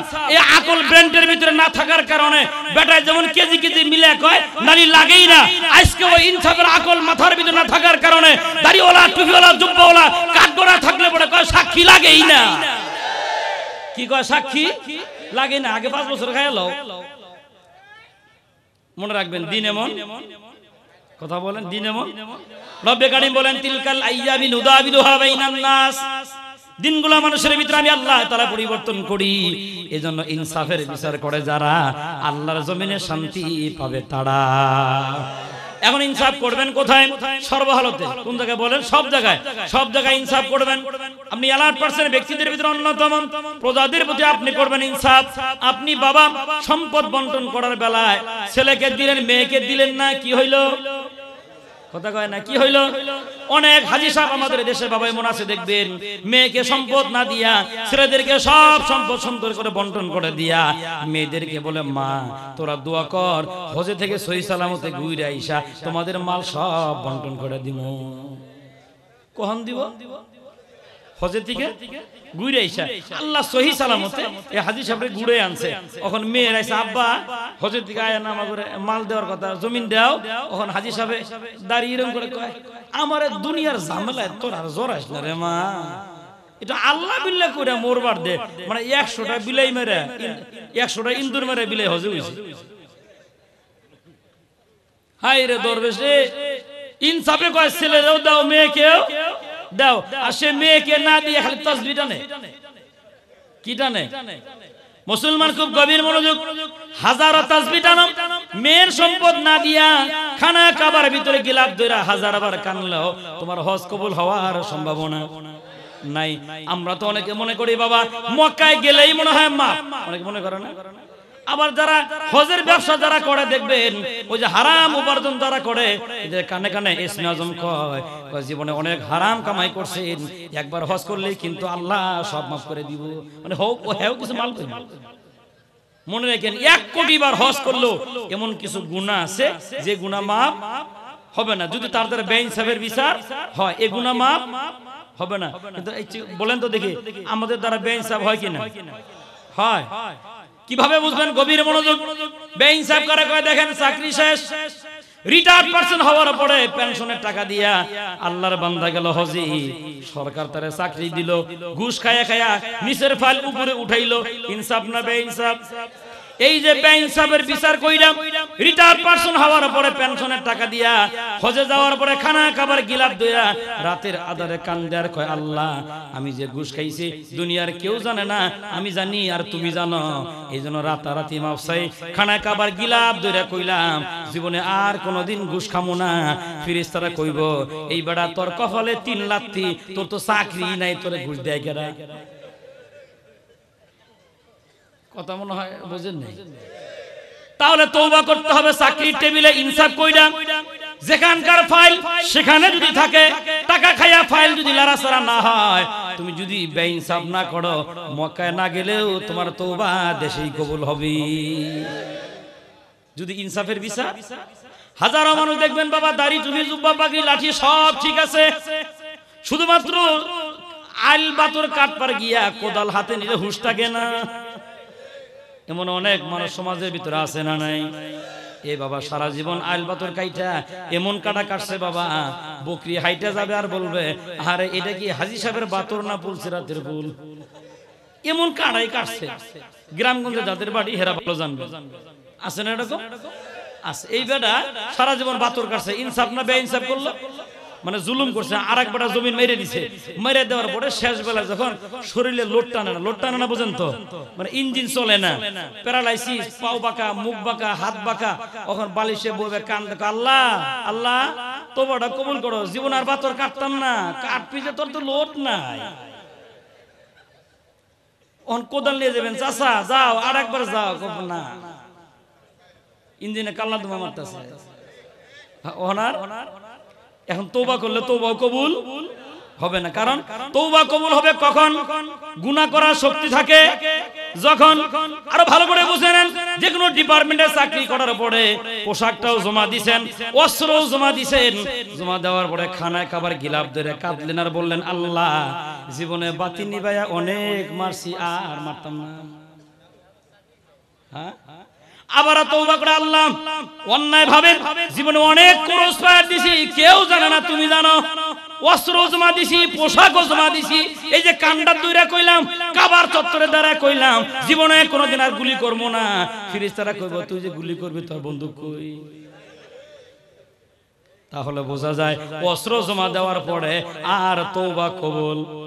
কথা কন, কথা কন। কারণ কি? যতদিন ছিল অস্ত্র, তুমি যদি বেইনসাফ করে থাকো, বেইনসাফ করার কারণে হাজারবার তওবা করলে তওবা কবুল হবে না। এজন্য বাজান ভালো করে বুঝে নেন, ক্ষমতা থাকলে তওবা না করলে, ক্ষমতা হারায়া তওবা করলে তওবা কবুল। আমাদের দ্বারা বেইনসাফ হয় কি হয় না? ভালো করে বুঝবেন বাবা, যারা আমরা কমিটির ভিতরে থাকি, বাজার কমিটি, তার দ্বারা ওই দুর্বল মানুষটা বাজারে নির্যাতিত হয়। আমরা যারা মসজিদের কমিটি, আমাদের দ্বারা ইমাম নির্যাতিত হয়। আর আমরা যারা মসজিদ মাদ্রাসার কমিটি, আমাদের দ্বারা মুহতামিম নির্যাতিত হয় না? অথচ ওই বেটা সূরা ফাতিহা জানে না, যে বেটা ইমাম পাল্টায়, আছে না? হ্যাঁ, এক বছর ওয়াজে গেছি, ইমাম সাহেব আছে, পরের বার যা দেখি ইমাম সাহেব নাই। কি গো সভাপতি, গতবার যে ইমাম সাহেবরা দেখলাম আজকে কোটে খেদে দিছি। নাউজুবিল্লাহ, কি ভাষাটা ব্যবহার করছে, কি করছে? খেদে দিছে। পরে জিজ্ঞাসি আপনি কি সূরা ফাতিহা জানেন? ইমাম খেদান আর সূরা ফাতিহার লগে কি সম্পর্ক? বললাম জি এটা আছে সম্পর্ক। আমি তো জানি না। তাহলে আমার কথা ঠিক, খবর না দেখেন এই দেশে কথার কথা বললাম, 1 কোটি মাদ্রাসা থাকলে দেখবেন হাতে গোনা কয়েকটা ছাড়া বাকি সব মসজিদ মাদ্রাসার সভাপতি, সেক্রেটারি, ক্যাশিয়ার একটারও তেলাওয়াত সহিহ নেই। আর জ্বলন্ত প্রমাণ নেন, বিয়ে খাইতে গেছে 3টে, ওই যে সভাপতি, সেক্রেটারি, ক্যাশিয়ার, এরা আগের বছর হজে গেছে। হজে যাওয়ার পর দেখবেন জেনারেল হোক আর লাইনের হোক, এরা কিন্তু জুব্বা পাগড়ি সব কিনা আনে না। এরা 3টা এক লগে গেছে হজে, হজের দিকে আসার পথে সব কিনা আনছে, দাড়ি টুপি জুব্বা মোটামুটি লাগাইছে আর কি, মানে বাপ ধরছে আর কি, মানে আসলে হাজী সাহেবের বাপ ধরছে, আসলে বাস্তব হাজী না। এখন এরা 3 দাওয়াত খাইতে গেছে বিয়ে বাড়ি, পাশে এক মসজিদ, ইমাম সাহেব ছুটিতে আছে, মুয়াজ্জিন গেছে বাজারে, মাগরিবের নামাজের টাইম, একটা জুব্বা আর একটা দেখা, এটা যে পিনতে যে ঘুরে বেড়াও নামাজের টাইমে, নামাজ না পড়লে কেমন দেখা যায়, চল নামাজে যাই। 3টায় গেছে, সভাপতি, সেক্রেটারি আর ক্যাশিয়ারে। যাওয়ার পরে সভাপতি কয় সেক্রেটারি আজান দাও, আল্লাহর কসম জীবনও দেইনি। সেক্রেটারি কি কয়? আল্লাহর কসম কেশিয়ার আজান দাও, আমার মাঝে মাঝে ভুল হয়। এখন সভাপতি দেখছে সিরিয়াল তো আমার, এইটা আজান লাগতো না, এমনি নামাজ হয়ে যায়। তিনটায় ঢুকছে মসজিদে, কি হইব? নামাজ হইব, নামাজ। সভাপতি কয় সেক্রেটারি সামনে যাও, আল্লাহর কসম একটা সূরাও জানি না। কেশিয়ার তুমি যাও, আমার মাঝে মাঝে ভুল হয়। সভাপতি দেখছে সিরিয়াল তো আমার, এটা জাপ দিয়ে উঠে আমি আসর হইলে পারতাম। হ্যাঁ কোনটা পারে? মনে রাখেন, এরা নিজের আর বউয়ের লগে পারে না, খালি ইমামের লগে পারে। বাসায় বউর লগে ঝগড়া হয়, ওই ঝগড়া যেন না বা ইমামের সাথে মুয়াজ্জিনের সাথে আয় আমার জিগায় হুজুর আমাকে মুয়াজ্জিনের পিছনে কি নামাজ হইব? আমিও বললে ফেলেছি পিছনে না হয় সামনে যাই বলে অন কয় হুজুর আসলে মাসালা। আচ্ছা কোন কি হইছে? কয় ইমাম মুয়াজ্জিনে আমাকে মসজিদের সিমেন্ট বেচে খাইছে। কি বেচে খাইছে? এখন ফতোয়া হইলো এই মুয়াজ্জিনের পিছনে নামাজ হবে কিনা। আমি জিজ্ঞাসি মুয়াজ্জিনের বেতন কত? কয় 1500। আমি কইছি তাহলে সামনে যাওয়া লাগবে না, পিছনে নামাজ হইল। বেতন কত? 1500। বেড়া যে মসজিদের ফ্যান খুলে খুলে বেচা খায় নাই তাই তো বেশি। বেতন কত দেয়? 1500। হায় হায় হায়, আপনাদের এদিকেও আছে না নাই? আর গ্রামগঞ্জের অবস্থা ভাই আরো করুন, 1 টাকাও দেয় না। চাচা মইরে যাইবে, কদিন আজান দিয়ে যাও। হায় হায়, চাচারে চাপ দিয়ে দিয়ে দিছে। চাচার দাঁত নাই, কয়েকদিন যে ঠান্ডা যাইতেছে, সকালের দিকে আজান মানে হাইয়ের চাপাইতে চাপাইতে আছে না নাই? আরো এরকম আরো কয়টা শুনবেন ভাই ইতিহাস। এই হলো মুয়াজ্জিনের অবস্থা। রংপুরের জুমাপাড়া মাদ্রাসা পার হওয়ার পরে রাস্তার সাথে এক মসজিদ, সাথে ছোট একটা বাজার, আজান হইছে। আমার ড্রাইভারে কয় মামা নামাজ পড়ে যাই। যাও, ঢুকছি মসজিদের ভিতরে, উজু করে যখন মসজিদে গেলাম থেকে নামাজেরও 5 মিনিট পার হয়ে গেছে, মাগার মুসল্লি তো নাই, মুয়াজ্জিনও নেই। ড্রাইভার এই বেটা কই? না থাকে না, আমরা জামাত করে যাই। কারণ আমরা নামাজ পড়ে যাইতেছি, ওখানে গিয়ে দেখি ওই যে মসজিদের সাথে একটা দোকানের ভিতরে গেটের পাশে এই বেটা পান বেচতেছে ওই মুয়াজ্জিনে। আমি কে জিজ্ঞেসি চাচা তুমি আজান দিলে একামত কাটা দিব? এখন রংপুরে আঞ্চলিক ভাষায় হে চাচা কয় 300 টাকা আজান আবার একামত চান। বুঝছেন কিছু? আমার ড্রাইভারে কয় মামা আমরা করে রংপুরে আঞ্চলিক ভাষা আমি বুঝিও না, চাচা কি বুঝাইছে আমার বুঝান। চল আবার যাই। এরকম চাচা হে বলে বুঝে ভালো করে বুঝে। এখন শোনেন, এই গোটা এলাকার মানুষ আমার আজান দেওয়ার কারণে কয়শো টাকা দেয়? মাসে 300 টাকা দেয়। আমি একবার দোকান বন্ধ করে আজান দিয়েছি, আমার কি বুঝতে পাইছে যে আমি বন্ধ করে আবার একামত দিবার জন্য? তাহলে এরকম আমাদের দেশে হয় না? না হয়? এটা জুলুম। এটা কি কথা কন? এটা কি জুলুম? কিন্তু এই বেটা ওই কমিটির পদে থাকার কারণে ইমামও বোঝে না, মুয়াজ্জিনের দাম দেয় না। আমি পাওয়ারে আছি, পাওয়ারে। যখন বেটার পাওয়ার নাই, ইঞ্জিনে লোড নেয় না, নাকে নল, মুখে নল, প্রসাবের রাস্তায় নল, হাসপাতালে বেডে শুয়ে কয় আরে ইমাম সাহেব রে দোয়া পড়া। বুঝছে? চালান হারায়। কি হারায়?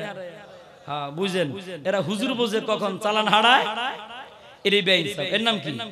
আর বেতন কমাই দেয় ইমাম সাহেব, আর মুলাফাম দেয়। আপনাদের কম কামাইতে বরকত বেশি। তুই নি কম কামাইতে চাকরি নে কি কয়? কম কামাইতে বরকত বেশি, কিন্তু বেতন বাড়ায় দিত। আর ইমামরে মাঝে মাঝে কইব বাহ পাঞ্জাবি তো খুব সুন্দর গো, বুঝে আসে না আপনারা যে কম টাকায় এমনি কেমনে চলেন, এত কিছু বুঝতে বেতন বাড়া। এটার নাম বেইনসাফ। এটার নাম কি? মুসলমান খুব গভীর মনোযোগ। আল্লাহ রাব্বুল আলামিন বলেন ইন্নাল্লাহা ইয়া'মুরু বিল আদল। আল্লাহ তাআলা তোমাদেরকে নির্দেশ করেন তোমরা ইনসাফ কায়েম করো। ইনসাফ তাহলে যে যেখানে আছে সেখান থেকে কিসের বিচার হওয়া চাই? ইনসাফের বিচার হওয়া চাই। আল্লাহর জমিনে ইনসাফের বিচার করে যারা আল্লাহর জমিনে শান্তির আশা করতে পারে তারা। এজন্য বাজান গভীর মনোযোগ। আল্লাহ রাব্বুল আলামিন যদি আপনাকে একটা ছেলে সন্তান দান করে, এই ছেলে সন্তান জন্ম নেওয়ার সাথে সাথে ডান কানে আযান আর বাম কানে ইকামত, 7 দিন পরে তার আকিকা, সুন্দর একটা নাম রাখবেন। এটা ছেলের প্রতি ইনসাফ। এটা ছেলের প্রতি কি? ইনসাফ। আর ছেলের প্রতি এই কাজগুলো যদি না করেন এটার নামই কি?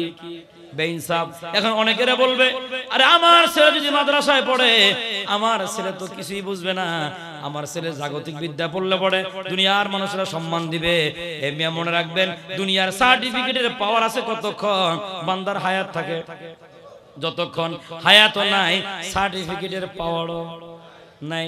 আর যদি আপনার একটা সন্তানের প্রতি ইনসাফ করেন, কোরআন এবং হাদিসের দাওয়াত দিয়া এই সন্তানটা যদি আল্লাহর পরিচয় পাওয়া যায়, আপনি মা বাপ দুনিয়ায় বাঁচবেন যতদিন, এই সন্তান থেকে ভালো আশা করা যায় ততদিন। শুধু তাই না, ইনসাফ করার পরে এই সন্তানটা যখন আপনি মক্তবের ভিতরে প্রথম দিন পাঠায়া দিবেন, এই যে ইনসাফ করার কারণে আল্লাহ তাআলা আপনার প্রতি কত দরদ আর মায়া। এই সন্তান যখন সকালবেলা মক্তবে যায়, যাওয়ার পর দেখবেন আলিফ বা তাসা পড়ে, পড়া চাইতে দুষ্টামিও কিন্তু বেশি করে, করে না? কি মক্তবে যান নাই কেউ কোনো সময়? গেছেন তো নাকি? মক্তবে যায় দেখবেন একবার শালিক দৌড়ায়, মারামারি করে, কায়দা দেয়, মাইক বানায়, মনে নাই? যখন দুষ্টামি করে ওস্তাদে কয় এ তোরা দুষ্টামি করিস না, এদিকে আয় তোর একটা সবক দি। ওস্তাদে পড়া দিছে আলিফ বা তাসা, বইবে পড়। আচ্ছা কোন তো আলিফ বা তাসা পড়তে কি কায়দা দিকে পড়ন লাগে? মানে পোলায় বাস করে আলিফ বা তাসা, আলিফ বা কায়দা কি করতেছে? হ্যাঁ, মুরানি শেষ। আলিফ বা তাসা কইতে কইতে শালিক ঢুকছে মসজিদের বারান্দায়, কায়দা থুইয়া এটা গেছে শালিক ধরত, মানে আরেক এই সুযোগে এটা নিয়ে ওর কায়দা নিয়ে পকেটে দিছে। ওইটা এত আর কায়দা হবে না, আলিফ বা তাসা আমার কায়দা কো, আলিফ বা তাসা হুজুর বিচার চাই, আলিফ বা তাসা আব্বারে কয়ে দিমু, আলিফ বা তাসা তুই ওর তোরে চেক করি, যেটা বড়ে মাগার আলিফ বা তাসা বাদ দেয় না। ওস্তাদের কাছে বিচার দিতে গেছে, এটা তো বড় ভয় পাইছে, পকেট থেকে কায়দা বার করে জায়গা মতো রেখে দিছে। এটা আবার এক আলিফ বা তাসা বাইসা গেলি কায়দা পাইছি, কয় না? আল্লাহ নবী বিশ্ব নবী বলেন তেলাওয়াত শোনার পরে রহমতের ফেরেশতারা হাসে। ওই মালিক ডাক দিয়ে বলেন হে ফেরেশতারা দলেরা তোমরা হাসো কেন? ফেরেশতারা বলে ওগো মালিক, এর বাবা সন্তানের প্রতি ইনসাফ করছে। কি করছে? ইনসাফ করে তোমার দ্বীনে শিক্ষা দেওয়ার জন্য পাঠায় দিল মক্তবের ভিতরে। এই যে সন্তান আলিফ বা তাসা পড়ে, আল্লাহ রাব্বুল আলামিন বলেন কতবার বলছে, কতবার কয় হিসাব নাই, কয় গণনা করো, 10 দিয়ে পূরণ দাও। এরপরে সওয়াবগুলো দেখা গেল স্তব হয়ে গেছে।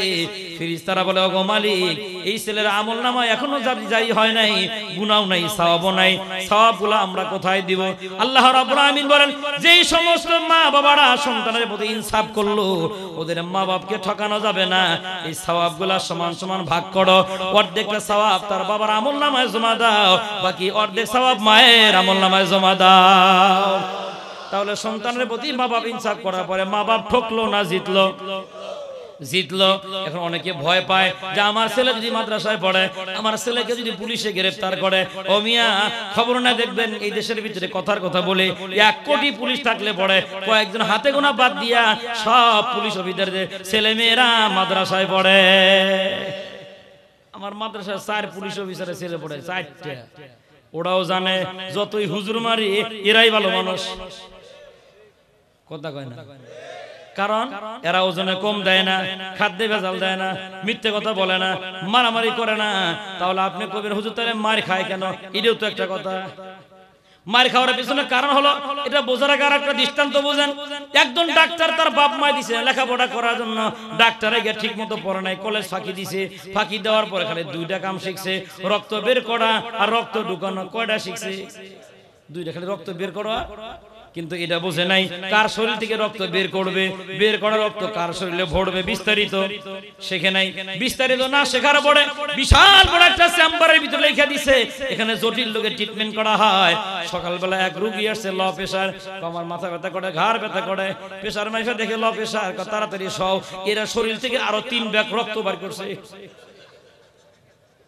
ওর পুঞ্জি 2টা, খালি বড়ার কথা কয়, বড়া বার করে রুগী তো এটা শেষ, নিয়ে যাও গা, ডেট ফেল। 4টার পর আর এক রুগী আছে হাই প্রেসার, কয় হাইটা গেলে চোখে আন্দার দেখে কে যেন ধাক্কায়, কয় তোমার 100% তোমার হাই প্রেসার। সকালবেলার 3 ব্যাগ এডারে বসে,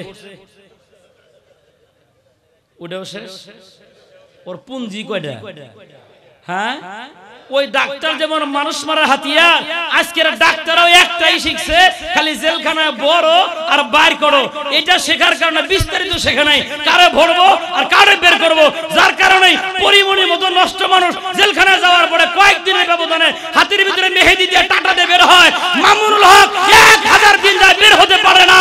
মনে রাখবেন, তার পক্ষে জবাব দেওয়া হবে, তার পক্ষে জবাব দেওয়া হবে।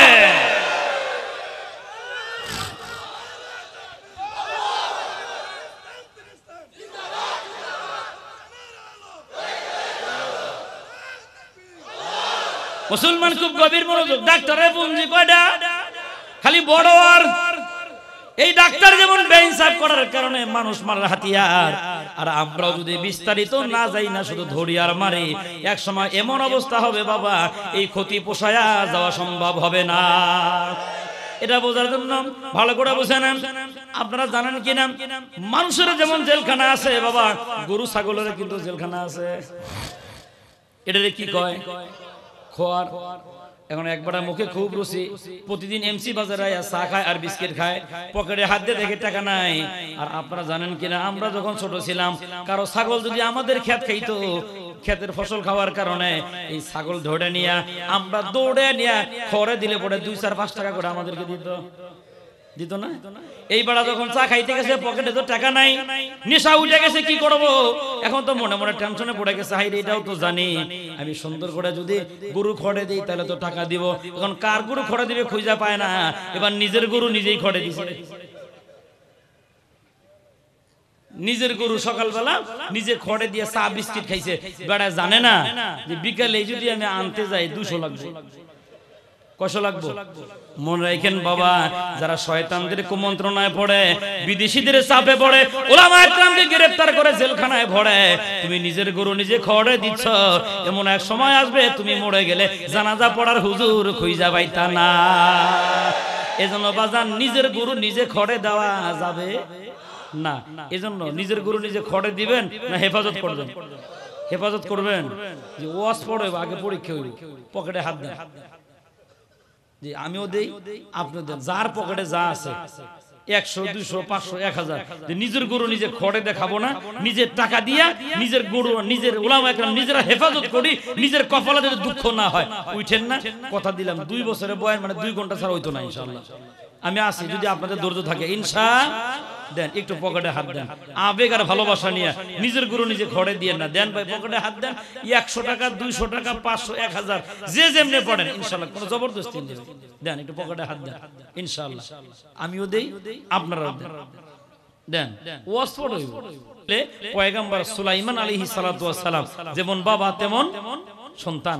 ভালো করে বুঝেন, এক বেডি দাউদ আলাইহিস সালামের আমলে বিচার নিয়ে গেছে। কিসের বিচার? যা কইতেছে আল্লাহর পয়গম্বর দাউদ আলাইহিস সালাম, আমি আপনার কাছে বাতাসের বিরুদ্ধে একটা বিচার নিয়েছি। বুঝতেছেন? আজকে মানুষের বিচার মানুষে করতে হিমশিম খায়, কি কয়, আর আমি এটা পারবো না। এই জন্য দেখবেন জুডিশিয়াল ম্যাজিস্ট্রেট কোর্ট না পারলে জজ কোর্টে যায়, জজ কোর্টে না পারলে তখন হাইকোর্টে যায়, হাইকোর্ট না পারলে সুপ্রিম কোর্টে যায়। তাহলে মানুষের বিচার মানুষ করতে কি হয়? ব্যর্থ হয়। আর বেরিয়ে বিচার দিছে কার বিরুদ্ধে? বাতাসে। পয়গম্বর দাউদ আলাইহিস সালাম বলে, হে আল্লাহর বান্দি শোনো, আমি মানুষের পয়গম্বর, বিচার যদি দায়ের করা লাগে মানুষের নামে করে বিচার করে দেই। আর যদি মানুষের নামে বিচার দায়ের করতে না পারো, বাতাসের নামে কেন বিচার দায়ের করলা? বাতাস দেখাও যায় না, আমি ওর বিচারটা কেমনে করব? কিসের বিচার তুমি বলো? ওই মহিলা ডাক দিয়ে কয়, ওগো আল্লাহর পয়গম্বর, আমার হাতের ভিতরে কেজি খানেক আটা ছিল, আটা গুম ভাঙাইলে যেটা হয়, কি কয়, আটা।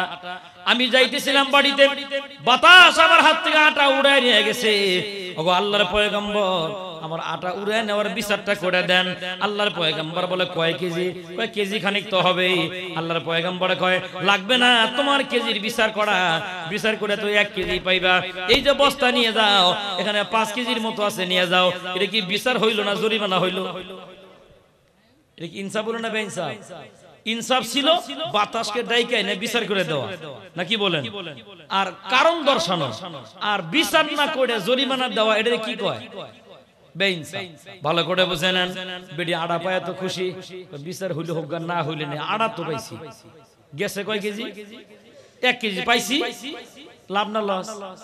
মহিলা মানুষ কিন্তু লুবি হয়, মহিলা মায়ের আবার রাগ করেন না, এই জাতি এত লোভী, মানে এমনি তো টাকা পয়সা তো দিবেনি, একটা দুনিয়া দিবেন, এক দুনিয়া, কয় দুনিয়া, একটা গোটা দুনিয়া লিখে দিবেন, দেওয়ার পর রাতে জেগেবেন আরো লাগবো, আর এক দুনিয়ার 3 ভাগের 1 ভাগ হইল।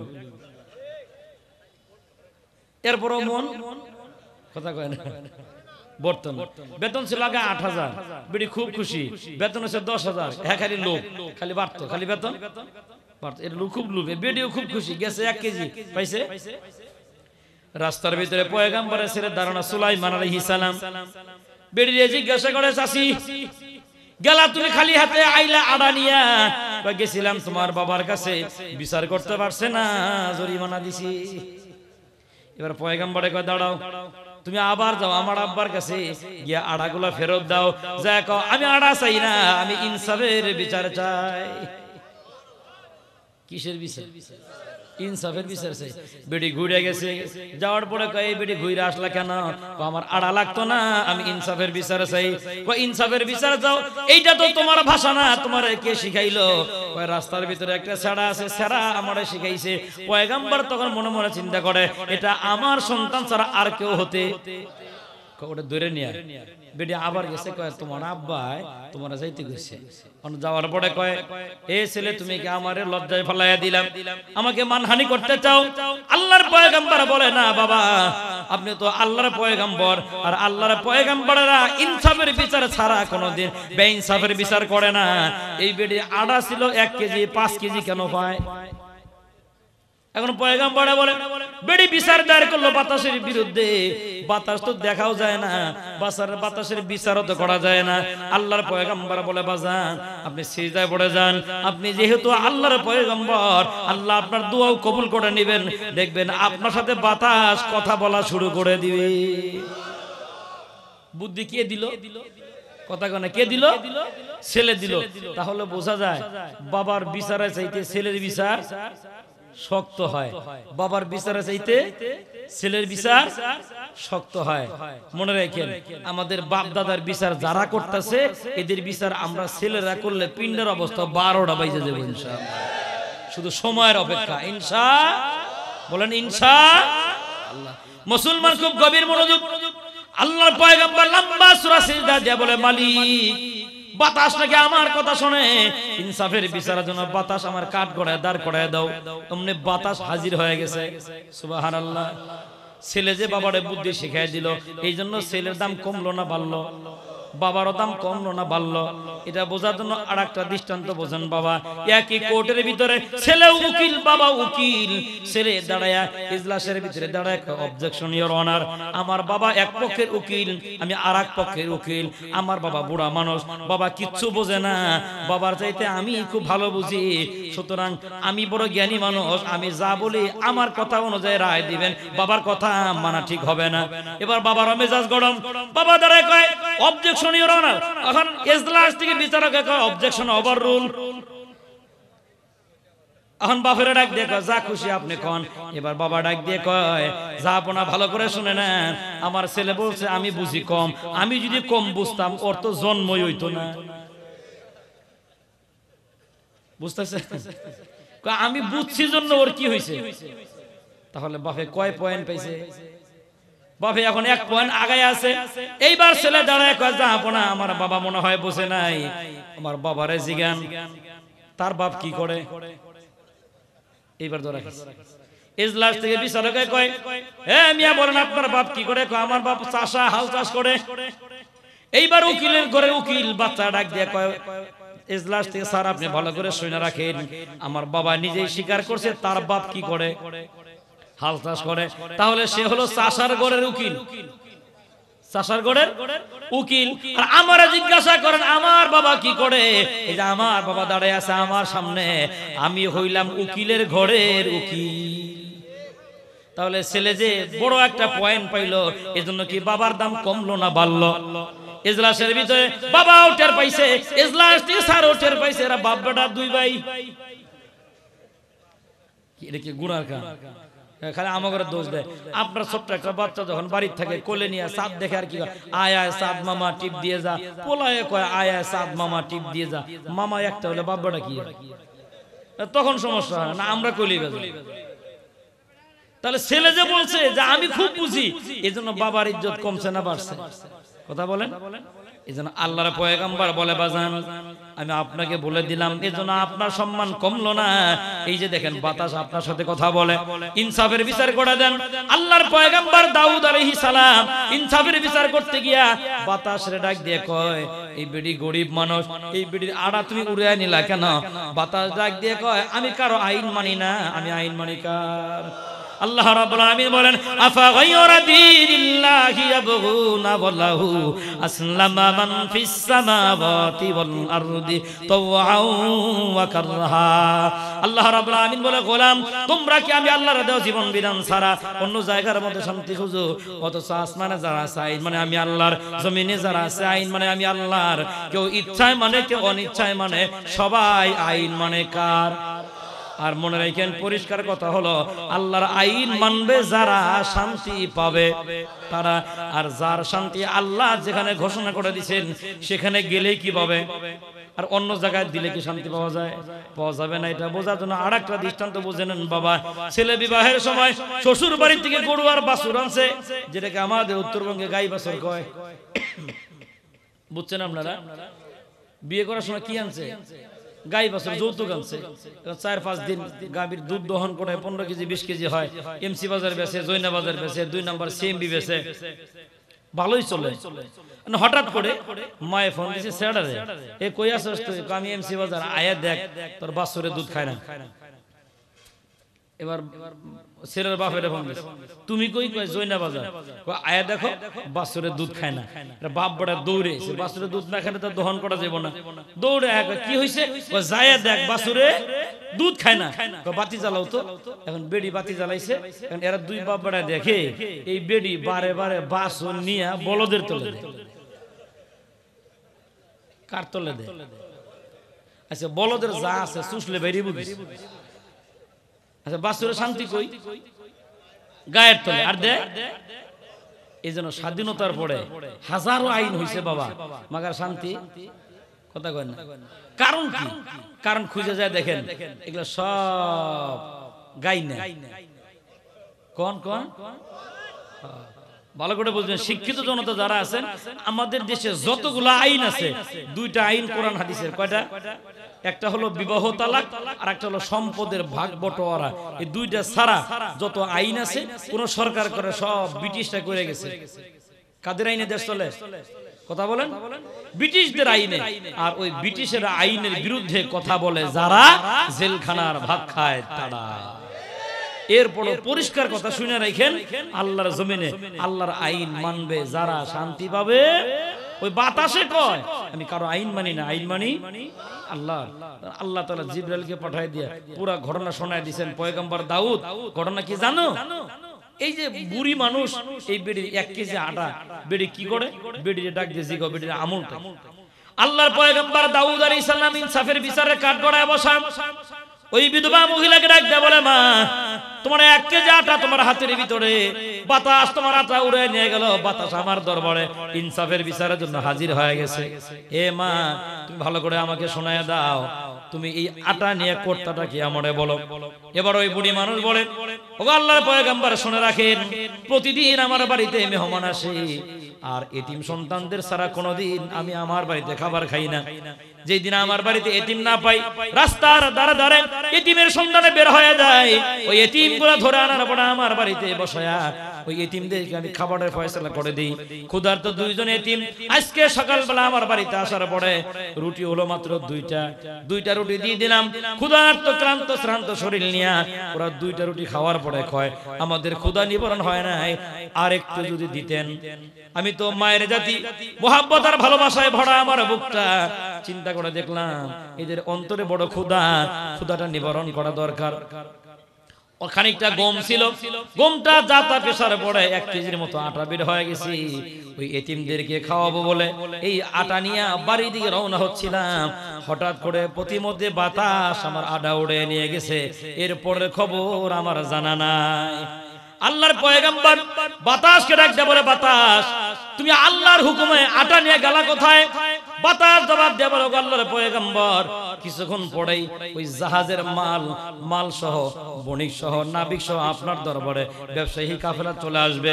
হঠাৎ করে জাহাজের নিচে যখন ফুটা হয়ে গেছে, পানি যখন ওঠা শুরু হয়ে গেছে, ওই জাহাজের নাবিক আর বণিকের দলেরা সবাই মান্যত মানছে এবার প্রাণে যদি বেঁচে যায় এই ব্যবসা, এই মাল দিয়ে ব্যবসা করবে না, সব মালগুলো আপনার দরবারে জমা দিয়ে দিবে। আর তারা যখন গোটা জাহাজের মালগুলো আপনার কাছে জমা দিয়ে দিবে, এই গোটা মালের 1/3 মাল আপনার রাজস্ব খাতে জমা দিবেন, আর বাকিটা অর্ধেক সমান হারে বন্টন করে দিয়া মহিলাকে অর্ধেক দিয়ে দিবেন, বাকি অর্ধেক ওই ব্যবসার কাফেরকে দিয়ে দিবি। কিসের বিচার হইল কথা বলেন? ইনসাফের বিচার হইলে লাভ না লস? বেড়ি পাইছিল মাত্র 5 কেজি আর ওহন পাইছে জাহাজের অর্ধেক মাল। সুবহানাল্লাহ কোন না?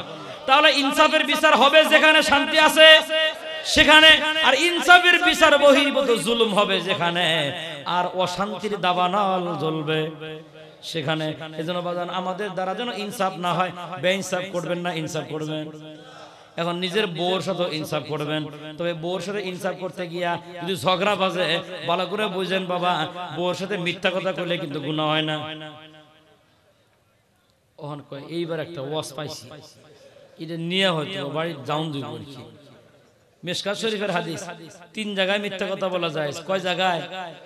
যদি স্ত্রীর সাথে ইনসাফ করতে গিয়ে একটু ব্যর্থ হন, মাঝে মাঝে হালকার উপর ঝাপসা মিথ্যা চালাই দেন, গুনাহ। হাদিস আছে, হাদিস মিশকাত শরীফের হাদিস, 3 জায়গায় মিথ্যা কথা বলা যায়। তার ভিতরে এক জায়গা হলো নিজের বউর কাছে মিথ্যা কথা বলা। আর মায়েরা খুব বক্তা রেখে দাওয়াত দিছে, কালকাই বাইর করতেছে খাড়া, এমনি যে মিথ্যা কথা কয়। আর হুজুর আজকে দলিল দিয়েছে, ভাই বেশি ঠকায়েন না। এই বেড়িতে ভালো চারটা কাপড় দিলে আপনার বউ ভালো কাপড় পরলো, ভালো মন্দ খাওয়াইলে আপনার বউ ভালো খাইলো, চেহারা আপনার বউ সুন্দর হইলো। এটা না করে যদি খালি মিথ্যা কথাই কন তাইলে তো সমস্যা। হালকার উপর জাফসা করেন, সবসময় করেন না। ইনসাফ করবেন, কি করবেন? ইনসাফ বুঝেন? প্রেমিকার লগে যদি 20 মিনিট কথা কন, বউর লগে 1 মিনিট, এটা কি নাই? এরকম মানুষ নাই? নিজের বড় ফোন করে, হ্যালো বেগমের মা শীত কেমন? খুব ঠান্ডা, ছেলে মেয়ে ঘুমাইছে। তাহলে তুমিও ঘুমাও, সকালে কথা কমো না, 1 মিনিটই শেষ।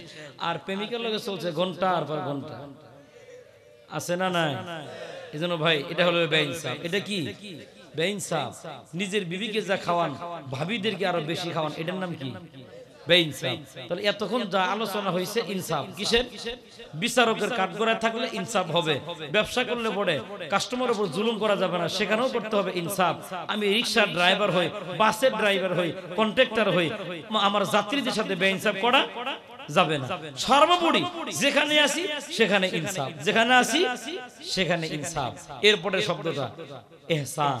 আল্লাহ বলেন ইন্নাল্লাহা ইয়া'মুরু বিল আদলি ওয়াল ইহসান, নিশ্চয় আল্লাহ তোমাদেরকে ইনসাফের কথা বলেন এবং ইহসানের কথা বলেন। ইহসান কাকে বলে? আর একটা আয়াতে কারিমার ভিতরে আল্লাহ রাব্বুল আলামিন বলেন ওয়াকাদা রাব্বুকা আল্লা তা'বুদু ইল্লা ইয়্যাহু ওয়া বিল ওয়ালিদাইনি ইহসানা। আল্লাহ রাব্বুল আলামিন বলে গোলাম শোনো, তোমার রবের পক্ষ থেকে নির্দেশ দেওয়া হয়ে গেছে আল্লাহ ছাড়া কারো সামনে মাথা নত করা যাবে না, আর তোমার আম্মা বাবার সাথে তুমি সুন্দর ব্যবহার করো। কার সাথে? এখানে আল্লাহ তাআলা শব্দ লাগাইলেন ইহসান। ইহসান কাকে বলে এটা বোঝার আগে ইনসাফ বুঝছেন বাবা। যার যতটুকু পাওনা তাকে ওই পরিমাণ বুঝায় দেওয়াকে আরবিতে বলা হয় ইনসাফ, কমায় দিলে বলা হয় বেইনসাফ। আর যার যেই পরিমাণ পাওনা তার পাওনা যথাযথ তারে বুঝায় দেওয়াটা পড়ে খানিকটা বেশি দেওয়ার নাম আরবিতে বলে ইহসান। আর ভালো করে বোঝেন, মনে করেন মাওনা থেকে আপনার এমসি পর্যন্ত রিকশা ভাড়া 20 টাকা, 20 টাকার ভাড়া 20 টাকা দিলে আরবিতে বলবে ইনসাফ। একটু কমায় দিলে কি কইব? বেইনসাফ। দুইটা যদি বুঝে থাকেন এবার ইহসান বোঝা সহজ। যার যতটুকু পাওনা মানে 20 টাকা ভাড়া দিয়ে দিবেন, এবার পকেটের ভিতরে হাত দিয়ে আরো 5টা টাকা বের করে ওই মুরব্বির হাতে ধরায় দেয়া বলছেন বাবা এটা দিয়া তুমি চা খাইও। আরবিতে এটাকে বলা হয় ইহসান। আর আল্লাহর হুকুম হলো ওয়াবিল ওয়ালিদাইনি ইহসানা, সারা পৃথিবীর সব মানুষের সাথে তুমি ইহসান করবা না, সবার সাথে তুমি ইনসাফ করবা। জুলুম করা যাবে না, বেইনসাফ করা যাবে না। মা বাবার সাথে ইনসাফ করলে সওয়াবও পাবা না, গুনাহও হবে না। মা বাবার সাথে তোমার করতে হবে ইহসান। কি করতে হবে এটা বোঝার জন্য ভালো করে বোঝেন। একটা কাপড় আনছেন মায়ের জন্য দাম হলো 500, বউয়ের জন্য আনছেন 500, ইনসাফ সমান সমান। কি হয়েছে? ইনসাফ। মায়ের জন্য এক কালার আনছেন 300 টাকা, বউয়ের জন্য আনছেন 500, কি হয়েছে? বোঝা যায়? কথা বোঝা যায়? এবার বোঝেন, মায়ের কাপড়ের দাম 500, বউয়ের দাম 300, এহসান। এর নাম কি বুঝতেছেন? মানে মায়ে যা পায় তার অতিরিক্ত দাও, এর নাম কি? এর নাম এহসান। এখন কইবেন হুজুর কইলেন তো ঠিকই, দরজা খুলবো নি বাড়িতে গেলে, এই জন্যই মিথ্যা কথা বলা যায়। বুঝেন না মনে হয়? মায়ের আনছেন 500, বউয়ের 300, আইনে কইবেন একের একটা কাপড় আনছি 3 ঘন্টা খুঁজে বের করছি। বুঝেন না মনে হয়? এখন বউ কইব আচ্ছা আনছে খুশি হয়ে, আবার জিজ্ঞেস দাম কত? আমার কথা মনে হচ্ছে রংপুরিতে কইছে মিথ্যা কথা বলে গুনাহ, হ্যাঁ তখন ওয়াজ চালাই দিবেন। হ্যাঁ কত আর হইব, তুমি আন্দাজ করো। বউ তার 500 নিচে তার কথা যখন হ্যাঁ 500 টাকা তো ভাও যাইও দিব, 500 টাকা দিব। 500 টাকা এত সুন্দর কাপড় দেয় নাকি? হ্যাঁ কত? 750। হায় হায় কর করা মিথ্যা কথা, মাগার গুনাহ কথা কয় না, গুনাহ নাই, সওয়াব হবে। সুবহানাল্লাহ। কারণ কি? ইহসান কার সাথে করছেন? কেন? সাহাবী জিগায় ইয়া রাসূলুল্লাহ ইয়া হাবিবাল্লাহ, तमाम পৃথিবীর সমস্ত মাখলুকাতের সাথে আল্লাহর হুকুম হলো তোমরা বান্দার সাথে ইনসাফ করো আর বেইনসাফ করিও না। পশু পাখিদের সাথে তোমরা ইনসাফ করো, বেইনসাফ করিও না। পশু পাখিদের প্রতি ইনসাফ হলো বাড়ির ভিতরে যদি একটা কুকুরও থাকে তারে সুন্দর করে যথা টাইমে খাবার দেওয়া। এটার নাম কি? বলেন এর নাম কি? আবু হানিফা রাহমাতুল্লাহি আলাইহির কাছে ভাই একটু কষ্ট হইতেছে কি আপনাদের? আর 5-7 মিনিট কথা বলে কি সমস্যা হবে না? ইনশাআল্লাহ। আবু হানিফা রাহমাতুল্লাহি আলাইহির কাছে এক বেটা ফতোয়া জিজ্ঞাসা, হুজুর ওযুর ফরজ কয়টা? কোন তো কয়টা? এটা কি ইমাম সাহেবের কাছে যাওয়া লাগে? এত সহজ মাসালা ইমাম সাহেব জিজ্ঞাসা, হুজুরের মনে নেই। কয় যোহরের নামাজের পরে এসে। আবার ওই লোকটা আসছে, হুজুর ওযুর ফরজ কয়টা? মনে নেই। মাগরিবের পরে আসছে, মনে নেই। কাল সকালে এসো, মনে নেই। এরকম একদিন এক রাত গেছে, মনে নেই। চিন্তা করলো ইমামে আবু হানিফা, চিন্তা করলেন। আবার লোকটা চলে যাওয়ার পরে মনে হয়, লোকটা আসলে আর মনে থাকে না।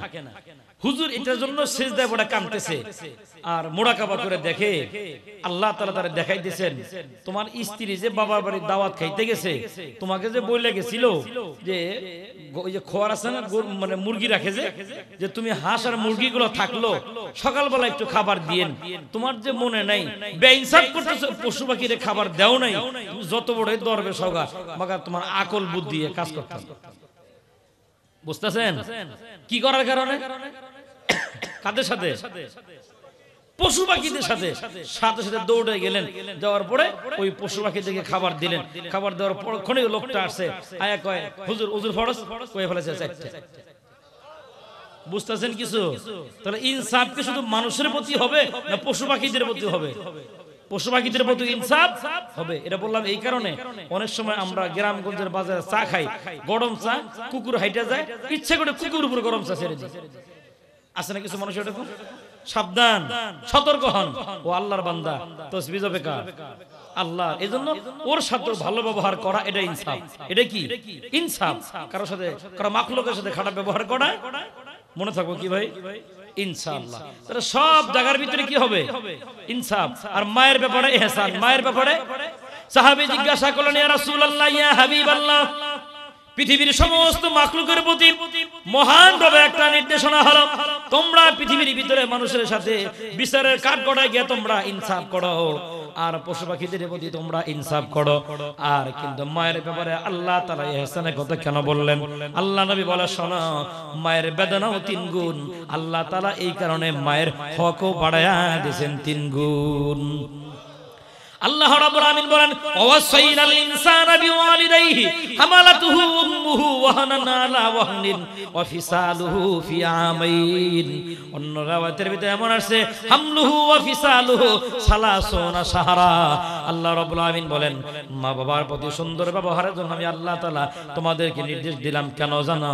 তোমার মা কষ্টের পরে কষ্ট করে তোমাকে গর্ভ ধারণ করলেন, 2টা বছর তোমাকে দুধ পান করাইলেন, আর বালেগ হওয়া পর্যন্ত কষ্টের পর কষ্ট করে তোমার মা তোমাকে লালন পালন করলেন।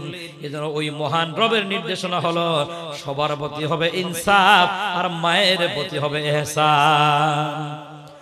সাহাবী বলে যদি করি ফায়দাটা কি?